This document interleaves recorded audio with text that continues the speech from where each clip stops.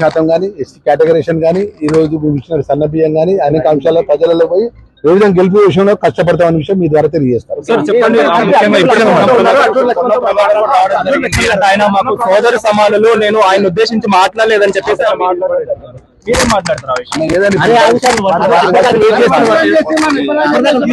మామూలుగా మిమ్మల్ని ఉద్దేశించి మాట్లాడారని చెప్పేసి మీకు సంబంధించి మీరు మాట్లాడడం జరిగింది. కానీ ఆయన మాత్రం నేను మిమ్మల్ని ఉద్దేశించి మాట్లాడలేదు, ఆయన నాకు సోదర సమానులు అని చెప్పేసి కూడా ఆయన మాట్లాడడం జరిగింది.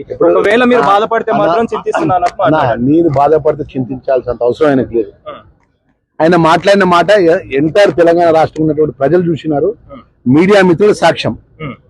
భారతదేశంలో ఇవాళ జ్యుడిషియల్ పరంగా మీడియాలో ఎంత శక్తివంతమైంది, ఆ శక్తివంతమైన మీడియా మిత్రుల యొక్క సమక్షంలో పట్టిన మీడియా సమావేశం సమక్షంలో పట్ల కెమెరాల ముందు మాట్లాడినటువంటి మాటకు ఇక ఆ మాటకు నేను పొరపాట్ల మాట్లాడిన మాట అనాల్సిన పోయి ఇక ఆయన చింతిస్తుంటే నేను బాధపడుతున్నా అంటే ఆయన విజ్ఞత గురి పెడతాను.